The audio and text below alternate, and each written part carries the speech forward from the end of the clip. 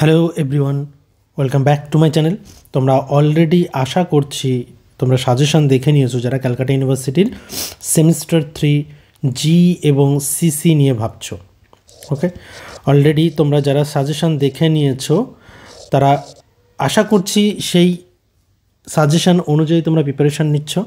আজকে আমরা আলোচনা করব 10টা গুরুত্বপূর্ণ শর্ট কোশ্চেন সেই সাজেশনের মধ্যে থেকেই, এবং একই সঙ্গে লাস্ট মিনিট সাজেশান, যে লাস্ট মিনিটে তোমরা কোন কোন বিষয়গুলোকে বেশি গুরুত্ব দেবে।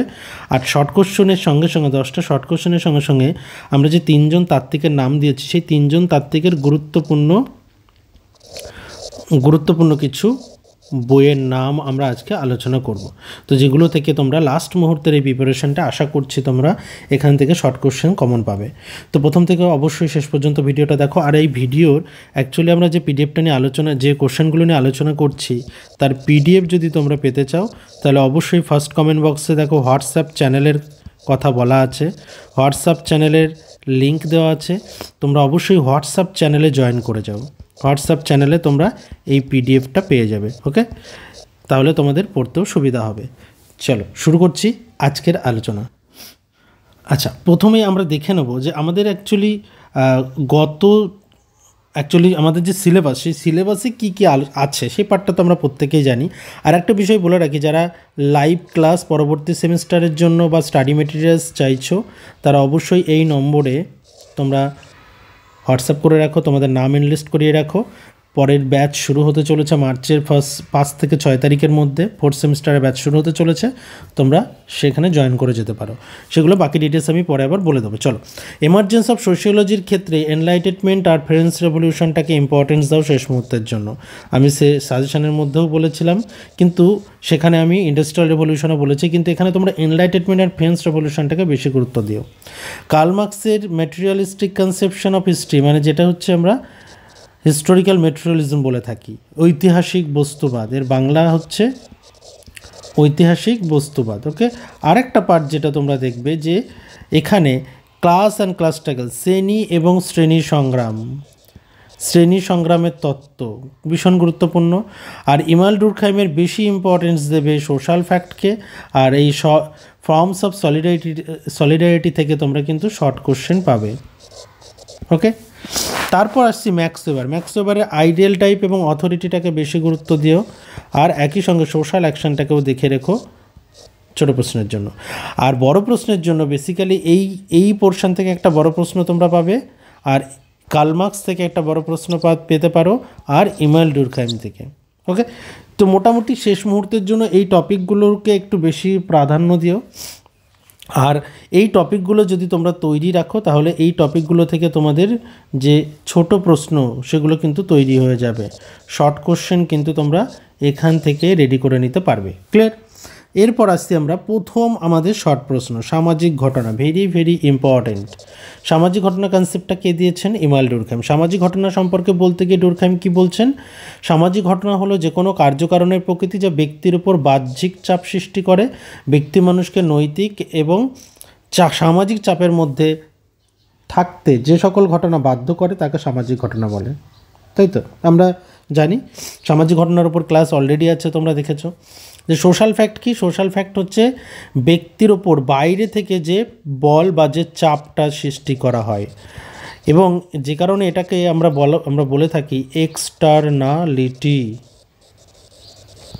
এক্সটার্নালিটি। ওকে, বাইরে থেকে চাপ প্রদত্ত করা হয়, যে চাপের উপর বেস করে আমরা কোনো একটা নৈতিক বা সামাজিক চাপের মধ্যে থেকে আমরা সকল ঘটনাগুলো করে থাকি। কেমন? ইমানুয়েল ডুরখাইম সামাজিক ঘটনা হলো নিজস্ব ধরনের বাস্তবতা যা ব্যক্তির সত্তা থেকে ভিন্ন, এবং একটি সামাজিক ঘটনা অন্য সামাজিক ঘটনার ফলশ্রুতি। সামাজিক ঘটনাকে একমাত্র সামাজিক ঘটনা দ্বারাই কিন্তু ব্যাখ্যা করা সম্ভব। সামাজিক ঘটনা সম্পর্কে ডুরখাইম যৌথভাবে কাজ করা, চিন্তা করা এবং অনুভব করার পদ্ধতি সমূহ, যেগুলোর মধ্যে ব্যক্তি চেতনার বহির্জগতের অস্তিত্ব উল্লেখযোগ্য বৈশিষ্ট্য আছে, এইটাই হচ্ছে অ্যাকচুয়ালি ইমানুয়েল ডুরখাইম বলেছেন। তার মতে যৌথভাবে কাজ করা, চিন্তা করা এবং অনুভব করার পদ্ধতি, এবং যেটা ব্যক্তির বাইরের বিষয়, তাই তো, যেটা ব্যক্তির বাইরের বিষয় সেটাকেই কিন্তু আমরা সামাজিক ঘটনা বলি। এবং সামাজিক ঘটনা ব্যাখ্যা করার জন্য দর্শন যথেষ্ট নয়, একটা বৈজ্ঞানিক পদ্ধতি ব্যবহার করা একান্ত আবশ্যক। এবং তিনি কোনো একটা জায়গায় গিয়ে বলছেনও যে সামাজিক ঘটনা কি, এই যে আমরা বাইরের কোনো চাপ দ্বারা যখন প্রভাবিত হচ্ছি, আজকে মনে করো যে এই যে রিলিজিয়ান আমাদেরকে, আমাদের আচার আচরণকে প্রভাবিত করছে। এবং একজন ব্যক্তি তো জন্মগ্রহণ করার সঙ্গে সঙ্গে তো সে তো মাতৃগর্ভ থেকে রিলিজিয়ান সম্পর্কে জ্ঞান নিয়ে আসে না, আসে কি সামাজিকীকরণের মধ্য দিয়ে সে কিন্তু এই বিভিন্ন আমাদের সোসাইটির নর্মস, রেগুলেশনস, ট্র্যাডিশন, রিলিজিয়ান, এই সমস্ত পার্টগুলো সম্পর্কে আস্তে আস্তে সে উপলব্ধি করতে পারে।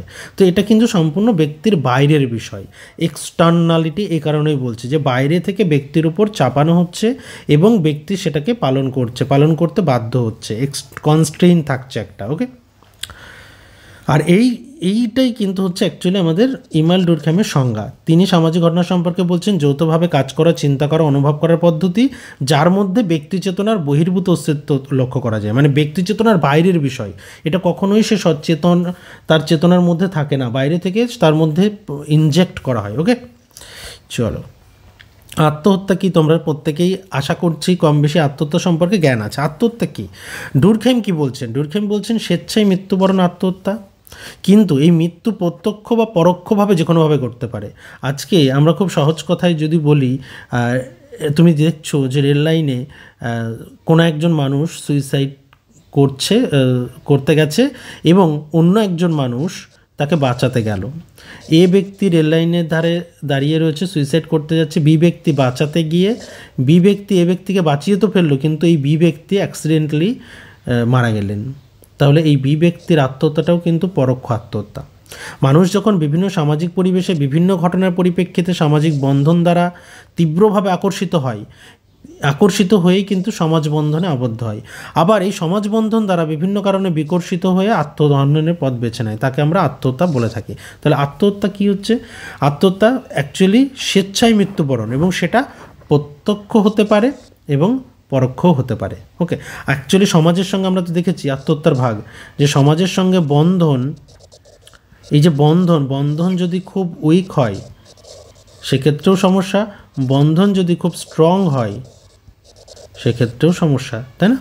চলো, তারপর সামাজিক সংহতি কয় প্রকার, এটা কে বলেছেন? সোশ্যাল সলিডারিটির কথা। এই সোশ্যাল সলিডারিটির কথা কে বলেছেন? ইমানুয়েল ডুরখাইম সোশ্যাল সলিডারিটির কথা বলেছেন। দুই ধরনের সামাজিক সংহতিকে ডুরখাইম দুই ভাগে ভাগ করেছেন। কি সামাজিক সংহতি ডুরখাইম এখানে দুই ভাগে ভাগ করেছেন, ঠিক আছে? একটি হলো শিল্পপূর্ব সংবিভাজনবিহীন সমাজ গড়ে ওঠা সমজীবনধারা এবং সহজ সরল জীবনকৃত ভিত্তিক যান্ত্রিক সংহতি। আর একটা, অর্থাৎ যেখানে সংহতি আপনা থেকেই গড়ে ওঠে বা পারস্পরিক দৈনন্দিন সম্পর্কের ভিত্তিতে। আরেকটি সমবিভাজন ভিত্তিক সমাজ যেখানে পারস্পরিক স্বার্থকেন্দ্রিক জটিল অসাম্য জনজীবন গড়ে ওঠে এবং খণ্ডিত জীবনধারার অবস্থিত জৈব সংহতি। তাহলে বলে রাখি যে আমাদের প্রিমিটিভ সোসাইটি, এখানে মূলত তিনি দুটি সোসাইটির কথা বলেছেন, একটা হচ্ছে প্রিমিটিভ আর একটা হচ্ছে মডার্ন। প্রিমিটিভ সোসাইটিতে কি? প্রিমিটিভ সোসাইটির জীবন খুব সহজ এবং সরল। এই সহজ সরল জীবন যেখানে সংহতি আপনা আপনি গড়ে উঠছে সেটাকে আমরা বলছি প্রিমিটিভ সোসাইটি। আর এটাই হচ্ছে কি মেকানিক্যাল, ঠিক আছে? মানুষ একই রকম ভাবছে, একই রকম তাদের জীবনধারা, খুব সহজ এবং সরল মানুষের জীবনধারা প্রিমিটিভ সোসাইটিতে। এবং সেই সহজ সরল জীবনধারা বা এই সোসাইটিতে সিমিলারিটি বা সমবৈশিষ্ট্য দেখতে পাওয়া যায়, এবং এই সমবৈশিষ্ট্যের পরিপ্রেক্ষিতেই কিন্তু সংহতিটা গড়ে ওঠে। এই যে সংহতি প্রিমিটিভ সোসাইটিতে গড়ে উঠছে সমরূপতার উপর বেস করে। আর মডার্ন সোসাইটি যখনই হচ্ছে তখনই অসাম্য তৈরি হচ্ছে জনজীবনে। তাহলে এটা কি? জটিল সোসাইটিতে কি থাকছে? অসাম্য তৈরি হচ্ছে। ওকে, জটিল অসাম্য, এবং এটাকেই বলছি আমরা অর্গানিক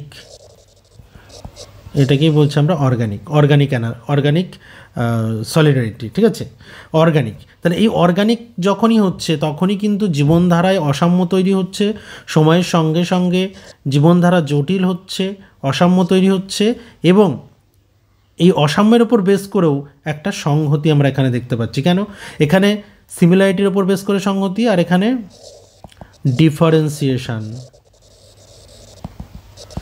ডিফারেন্সিয়েশন পার্থক্যের উপর বেস করে সংহতি। কেন পার্থক্যের উপর বেস করে সংহতি? কারণ এখানে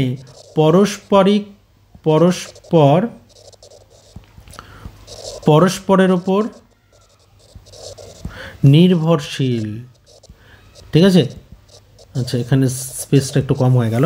নির্ভরশীল, আর এই নির্ভরশীলতাই কিন্তু সলিডারিটি তৈরি করছে। ক্লিয়ার? চলো, সামাজিক সংহতি তাহলে দুই প্রকার, যান্ত্রিক এবং জৈবিক বা জৈব সংহতি। যান্ত্রিক কোনটা? মেকানিক্যাল সলিডারিটি বলছি ইংলিশে, যেটা আমরা যেটা প্রিমিটিভ সোসাইটিতে মানুষের সরল এবং সহজ জীবনযাত্রা, মানুষের চিন্তাভাবনার উপর ভিত্তি করে এই সলিডারিটি করে উঠেছে, যেখানে সম্পূর্ণরূপে মানুষের মধ্যে সমরূপতা দেখা গেছে। আর দ্বিতীয় হচ্ছে মডার্ন সোসাইটিতে কি হচ্ছে? মানুষের জীবনধারা জটিল হচ্ছে, অসাম্য পরিস্থিতি তৈরি হচ্ছে, এবং সেটা আলটিমেটলি জৈব সংহতি তৈরি করছে। এবং এই যে আলটিমেটলি জটিল এবং অসাম্যতা তৈরি হলো, শ্রম বিভাজন, এখানে আরেকটা জিনিস মিস করলাম, শ্রম বিভাজন থাকছে। আর এই শ্রম বিভাজনই কিন্তু মানুষ পরস্পরের উপর নির্ভরশীলতা তৈরি করছে শ্রম বিভাজনের উপর বেস করে। ক্লিয়ার? জৈব সংহতি, যেটা একটু আগে আলোচনা করলাম, যে জীবদেহের গঠনশৈলী হলো বিভিন্ন অঙ্গসমাহার যা একে অপরের উপর নির্ভরশীল। জীবদেহের অঙ্গ প্রত্যঙ্গের এই পারস্পরিক নির্ভরশীলতার মাধ্যমেই গড়ে ওঠে জৈব সংহতি। শিল্প বিপ্লব পরবর্তী শিল্প নির্ভর সমাজে শ্রম বিভাগের ফলে সমাজবদ্ধ মানুষ পরস্পর নির্ভরশীল হয়ে পড়েছে। বোঝা গেল? তাহলে নির্ভরশীলতার উপর বেস করেই কিন্তু এই সংহতি ক্রিয়েট হচ্ছে। এখানে একটা ওয়ার্ড আমাদের ভীষণভাবে মনে রাখতে হবে, নির্ভরশীলতা। ওকে, সমাজ জীবনে নির্ভরশীলতাকে পাথেয় করে সামাজিক সংহতির প্রয়োজনীয়তা উপলব্ধি হয়। ডুরখাইম এই ধরনের পরস্পর নির্ভরশীল সামাজিক সংহতিকে জৈব সংহতি বলে অভিহিত করেছেন। এবং শিল্প নির্ভর সমাজেই এই সংহতি উপস্থিত। শিল্প নির্ভর সমাজটা, এটাকেই আমরা মডার্ন সোসাইটি বলছি, তাই তো? মডার্ন সোসাইটি বা মনে রাখবে ইন্ডাস্ট্রিয়াল সোসাইটি। এখান থেকে শর্ট কোশ্চেন আসতে পারে যে জৈব সংহতি কোন সোসাইটিতে দেখা যায়, তারপর মেকানিক্যাল সলিডারিটি কোন সোসাইটিতে দেখা যায়। বুঝতে পারছো? আশা করছি ক্লিয়ার। এখানে সমাজবদ্ধ মানুষের রীতিনীতি, মূল্যবোধ, ধ্যান ধারণা থাকে বৈচিত্র্য, অর্থাৎ প্রত্যেকের আলাদা আলাদা রীতিনীতি, মূল্যবোধ, ধ্যান ধারণা, স্বার্থ চেতনা আলাদা আলাদা, প্রয়োজন আলাদা আলাদা। তার ফলে মানুষের এখানে এই সোসাইটিতে মানুষের মধ্যে দৃষ্টিভঙ্গির দিক থেকে কিন্তু অভিন্নতায় অনুপস্থিত থাকে, অর্থাৎ অভিন্ন নয় মানে ভিন্ন, অর্থাৎ আলাদা। প্রত্যেকের মূল্যবোধ, স্বার্থ চেতনা, প্রত্যেকের চিন্তাভাবনা আলাদা। ক্লিয়ার? চলো, ডুরখাইম রচিত দুটি গ্রন্থের নাম। ডুরখাইমের দুটি গুরুত্বপূর্ণ গ্রন্থ আসার মতো, রুলস অফ সোশিওলজিক্যাল মেথড এবং সুইসাইড কিন্তু ভীষণ ইম্পর্টেন্ট গ্রন্থ। চলো, এরপর আসছি আমরা ঐতিহ্যবাহী কর্তৃত্ব। এই কর্তৃত্বের কথা কে বলেছেন? দেখো, কর্তৃত্বের কথা কে বলেছেন? ম্যাক্স ওয়েবার কর্তৃত্বের সংজ্ঞা দিয়েছেন এবং কর্তৃত্বের কয়েকটা ভাগ তুলে ধরেছেন।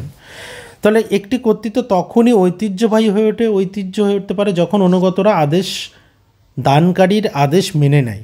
এই যুক্তিতে, কোন যুক্তিতে আদেশ দানকারীর আদেশ মেনে নিচ্ছে? যে এই আদেশ মেনে চলা বা প্রতিপালন করার মাধ্যমে বৈধতা লুকিয়ে এবং পুরুষানুক্রমে এই কর্তৃত্ব অবস্থান করে।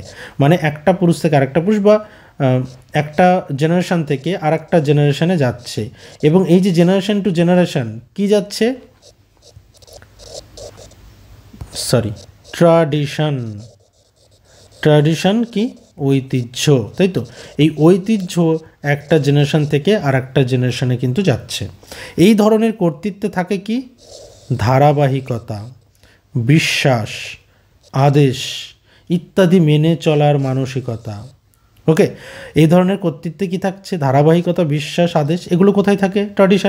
ট্র্যাডিশনালি যে বিশ্বাস, আদেশ, সেটা মেনে চলার একটা মানসিকতা কিন্তু এই কর্তৃত্বে থাকে। অর্থাৎ আমরা একটা জেনারেশন থেকে আরেকটা জেনারেশনে যখন ট্র্যাডিশন মেনে চলতে দেখছি, ট্র্যাডিশন যখন অথরিটি প্রদর্শন করছে, তখন আমরা সেটাকে বলবো ঐতিহ্যবাহী কর্তৃত্ব। একটা উদাহরণ দিলে তোমরা ভীষণভাবে সেটা কানেক্ট করতে পারবে। পিতৃতান্ত্রিক সমাজ, যেমন দেখো প্যাট্রিয়ার্কি, এই যে প্যাট্রিয়ার্কি বা পিতৃতান্ত্রিক সমাজের কথা যদি বলি, পরিবারের পিতৃতান্ত্রিক সমাজে কে? পিতৃতান্ত্রিক সমাজে অথরিটি প্রদর্শন করছে কে? পিতা, পুরুষ, তাই তো? তো পুরুষ, এই পুরুষতান্ত্রিক বা পিতৃতান্ত্রিক সমাজে আমরা কি দেখছি? যে বয়োজ্যেষ্ঠদের কর্তৃত্ব কিন্তু মেনে চলছি, তাই তো? পরিবারের বয়োজ্যেষ্ঠ যারা, তাদের কর্তৃত্ব আমরা মেনে চলছি। তাহলে এই যে এই পার্টটা দিয়ে আমরা কানেক্ট করতে পারবো ঐতিহ্যবাহী। এখানে টোটালি ট্র্যাডিশন এত অথরিটি প্রদর্শন করছে। আর আমি অথরিটি আগেও ক্লাস নিয়েছি, অথরিটির পড়াতে গিয়ে আমি একটা বিষয় বারবার বলেছি যে পাওয়ার আর অথরিটির লিঙ্ক কি? Power and authority. পাওয়ারকে বাংলায় কি বলে থাকি আমরা? ক্ষমতা। আর অথরিটিকে কি বলে থাকি বাংলায় আমরা? অথরিটিকে বলে থাকি আমরা বাংলায় কর্তৃত্ব, তাই তো? এই ক্ষমতা কখন কর্তৃত্ব হয়? তোমার কাছে ক্ষমতা আছে মানেই তুমি কর্তৃত্ব প্রদর্শন করতে পারবে না। ক্ষমতা এখানে যদি বৈধ হয়, যদি লেজিটিমেট হয়, আর যদি বৈধ হয়, তবেই কিন্তু সেটা কর্তৃত্বে পরিণত হবে। ওকে, চলো নেক্সট পার্টে আমরা আসছি গণমোহিনী, যেটা ক্যারিসমেটিক। আচ্ছা, কারিশমা ওয়ার্ডটার মানে কি? কারিশমা, এই কারিশমা ওয়ার্ডটার কথা বলি। এই কারিশমা হচ্ছে অসাধারণ গুণাবলী, এর বাংলা মানে হচ্ছে অসাধারণ গুণাবলী। এই অসাধারণ গুণাবলী কি? মানে যে ব্যক্তির মধ্যে জনগণকে মোহিত করার একটা ব্যক্তিত্ব আছে, জনগণকে মোহিত করার একটা অসাধারণ গুণাবলী আছে, তাকে আমরা মেনে চলি না।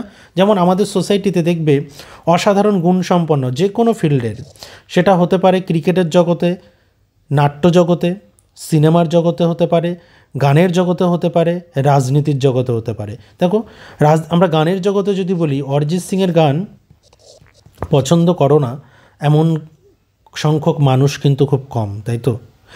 তারপর আমরা ক্রিকেটে সচিন টেন্ডুলকার, আমরা ক্রিকেটে কপিল দেব বলি, বা পরবর্তী জেনারেশন মহেন্দ্র সিং ধোনি, বিরাট কোহলি, রোহিত শর্মা, এদেরকে পছন্দ করি না এমন কেউ নেই। কেন পছন্দ করছি এদেরকে? এদের এই যে অথরিটি আমরা পালন করি কিসের ওপর বেস করে? একটা অসাধারণ গুণের ওপর বেস করে, তাই না? তো এক্ষেত্রে অর্থাৎ জনগণকে মোহিনী অর্থাৎ মোহিত করার মতো ব্যক্তিত্ব যার আছে, তিনি এই ধরনের কর্তৃত্বের অধিকারী। অর্থাৎ ব্যক্তি কোনো অসাধারণ ব্যক্তিকেন্দ্রিক কর্তৃত্বের অধিকারী হলে তাকে গণমোহিনী কর্তৃত্বের অধিকারী বলে দাবি করা হয়। যেমন আজকে যে কর্তৃত্বের যে অথরিটিগুলোর কথা বললাম, যে যারা অসাধারণ গুণ যাদের ব্যক্তিত্বে রয়েছে, সেই ব্যক্তিগুলো যখন কোনো একটা কথা বলবে, আমরা সেই কথাগুলোকে মেনে চলি কি চলি না? মেনে চলি। তাহলে এই মেনে চলাটাই কিন্তু মেনে চলছি, দ্যাট মিনস আমরা তাদের কর্তৃত্বকে মেনে নিচ্ছি। ওকে, তাদের কর্তৃত্বকে মেনে নিচ্ছি। ক্লিয়ার? তো এক্ষেত্রে তারা গুণাবলীর মাধ্যমে অতিমানবে পরিণত হয়। উল্লেখ্য যে এক্ষেত্রে ব্যক্তি যেমন বিখ্যাত হতে পারেন, আবার কুখ্যাত হতে পারেন। যেমন হিটলার কুখ্যাত হলেও গণমোহিনীর অধিকারী। গান্ধীজি একজন বিখ্যাত রাজনৈতিক ব্যক্তিত্ব। ওকে, চলো, তো এই হচ্ছে মোটামুটি কয়েকটা বিষয় আমরা আলোচনা করলাম। এবং আজকে আমাদের 9 নম্বর দেখো, ভার্সতেহেন কি? সামাজিক ক্রিয়া সম্পর্কিত পর্যালোচনায় ম্যাক্স ওয়েবার যে 3টি গুরুত্বপূর্ণ শব্দ ব্যবহার করেছেন, তার মধ্যে ভার্সতেহেন কিন্তু অন্যতম। এবং এই ভার্সতেহেনকে কি বলছেন তিনি? যে সামাজিক ক্রিয়ার বিষয়গত অর্থ অনুধাবন ও ব্যাখ্যা বিশ্লেষণ, এবং অপরটা হচ্ছে আরকালারেন, অর্থাৎ মানুষের আচার আচরণের কার্যকারণ ব্যাখ্যা বিশ্লেষণ করা হচ্ছে এই বিষয়টা দিয়ে। এবং এটা একটা জার্মান শব্দ, যার মিনিং হচ্ছে, ইংলিশ মিনিং হচ্ছে টু আন্ডারস্ট্যান্ড। ওকে, তারপর আসছি ভার্সতেহেন বা ভার্স্টেহের কী বলছেন সম্পর্কে বক্তব্য হলো, মানুষের যে আচার আচরণ, এই আচার আচরণের বিষয়গত অর্থ অনুধাবন, সুসংঘবদ্ধকরণ এবং প্রত্যয়ীকরণ, এই সমস্তটাই তিনি এই ওয়ার্ডটা দ্বারা বোঝানোর চেষ্টা করেছেন। এবং ওয়েবার মনে করেন যে সামাজিক ক্রিয়ার অর্থ অনুধাবনের জন্য সহানুভূতি সম্পন্ন এবং বৌদ্ধিক অন্তর্দর্শন কিন্তু গড়ে তোলা একান্ত আবশ্যক, যেটা এই ওয়ার্ড দিয়ে তিনি বোঝানোর চেষ্টা করেছেন। এবং মনে রাখবে, এটা সামাজিক ক্রিয়া প্রসঙ্গেই কিন্তু তিনি বলেছেন। ক্লিয়ার? ওকে, তো এই হচ্ছে আমাদের আজকের আলোচনা। আর কিছু বইয়ের কথা বলছি, এটা ক্লাসের কনসেপ্ট, যেটা কার্ল মার্কসের ক্লাস। আর যেটা দেখবে যে কার্ল মার্কসের উৎপাদন সম্পর্ক, এবং লাস্টলি এই যে লাস্ট পার্ট আমরা বুকস অফ ইমানুয়েল ডুরখাইম এবং বুকস অফ কার্ল মার্কস, এই পার্টটা কিন্তু ভীষণ দেখে রাখবে। এই বইগুলো থেকে কিন্তু তোমাদের কোশ্চেন আসতে পারে। ওকে, শেষ করছি আজকে এখানেই। আশা করছি তোমরা মোটামুটি বিষয়গুলো বুঝতে পেরেছো। এইগুলো শেষ মুহূর্তের জন্য প্রিপারেশান নাও, আর পিডিএফটার জন্য অবশ্যই তোমরা হোয়াটসঅ্যাপ চ্যানেলে জয়েন করে যাও। দেখা হচ্ছে পরে ক্লাস।